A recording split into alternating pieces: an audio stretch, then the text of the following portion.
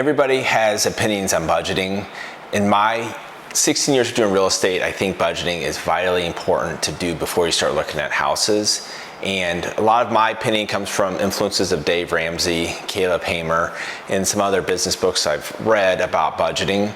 So there's a lot of opinions, but I'm gonna get into what I think is most important to budgeting. First thing is, I think you really need to understand how far your dollar goes in light of the overall debt you have. Did you know that $1,000 on a $300,000, do you know that it only affects monthly payment by $6.25 per month? If you do have debt, sometimes it's better to use that $1,000 rather than putting an additional $1,000 towards your down payment. Sometimes it's better to use it towards an auto loan or a bad credit card, depending on what the monthly payment is. So that's a little tidbit to kind of introduce to what we're going to talk about today. And today we're going to be talking about what a 3-month look back review looks like on your finances.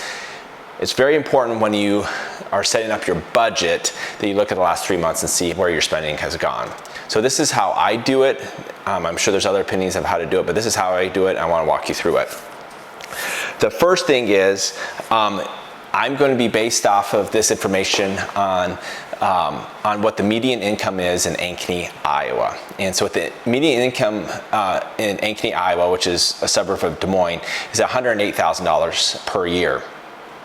I talked to a CPA, and for this budgeting example, we're going to base this off of a married couple with 2 kids. And when I talked to the CPA, he said between state and federal, they spend about $7,000 a year on taxes. So the net income per year is $101,000. When you break that down by monthly income, that's about $8,400 a month. So let's develop our target. So when you do your budgeting, you need to develop a target. As a reminder, here are the percentages of where your money should go. Number 1 is 50% should go towards your needs. Needs usually mean medical expenses, housing, food, and then any bad debt or commitments you've made. So auto loans, credit cards, things like that. Those are the needs of where your money should go.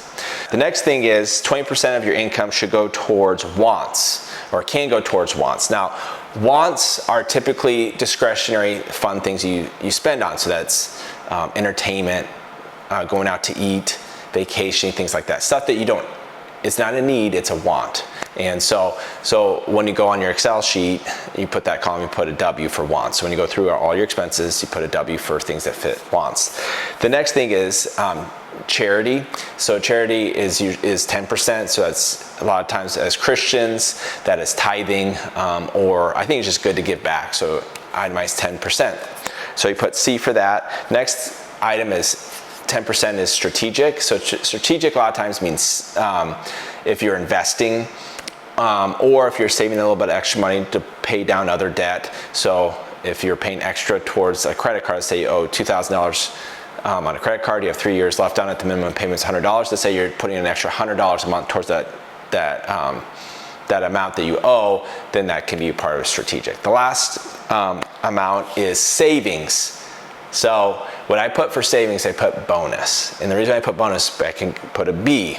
When I did strategic, that's an S. So after you set this up, you develop your target. So you do your net income and you figure out where your money should be going. So on $101,000 a year net income, that's about $8,416.67. So this is how the breakdown be for your target when you do a 3-month look back. So what your target should be is about $4,208.33 goes towards your needs. $1,683.33 goes towards your wants. $841.67 goes towards your charity. $841.67 goes towards strategic, so paying off debt, investing, things like that. And then bonus / savings should be $841.67. So that all should add up to your net income per month. So in this example, that'd be $8,416.67. So after you download 3 months, you go through and then you add that column and you figure out where has your money gone. After you're done with that, you put alphabetical order, and then you add tabs. So you have a master sheet, and then you add tabs with that. So you put needs as a tab, so you copy and paste from the master, and you put it on there. And then you add another tab, which is wants, and then you add another tab, which is charity, and another tab, which is strategic, and the last one is bonus/savings.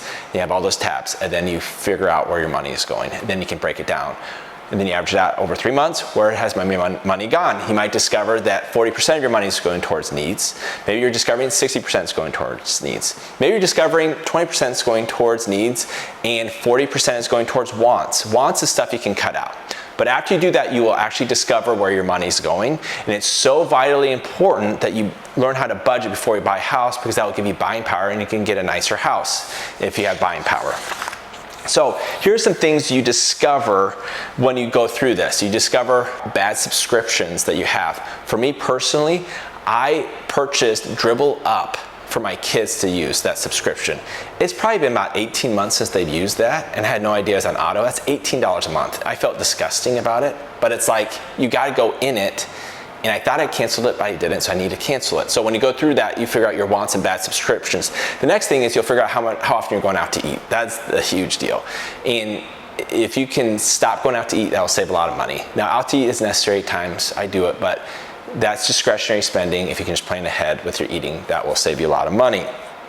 But then additionally, when you go through your needs, remember, you'll discover and be reminded of all the debt you've accumulated and what you've committed to. So that could be student loans, auto loans, credit cards, things like that. And so you can get a refresher on what you owe, how much time you have left.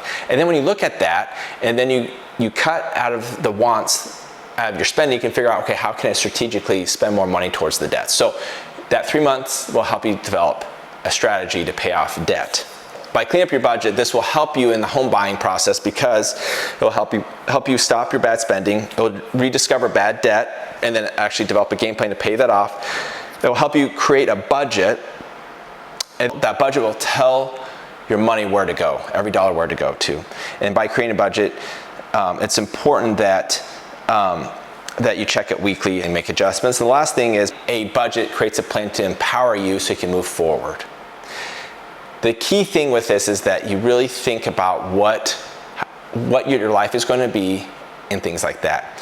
If you have a scarcity mindset, the scarcity mindset, in my opinion, means what's happened to you, you didn't deserve it.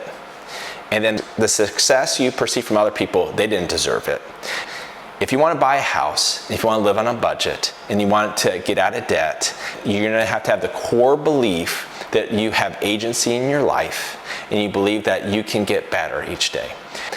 Budgeting develops discipline, and discipline leads to growth. And I think it's really important you understand that. So not everybody likes to budget, but here's the deal.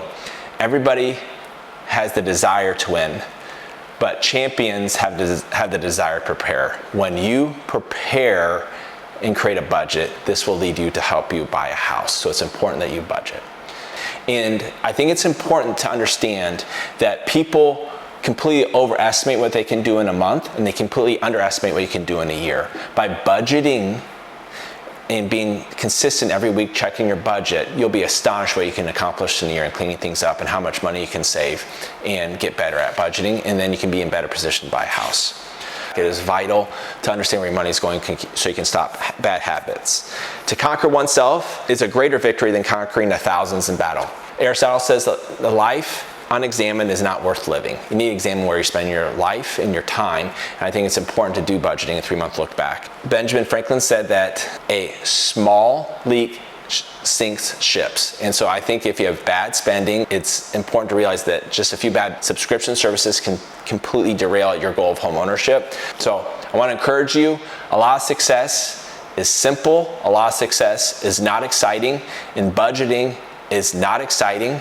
It is not fun, but it's interesting. But when you try to control your budget, it can lead to wonderful financial freedom, and you can be weird. Dave Ramsey says, be weird, live like no one else, so that you can eventually live like no one else.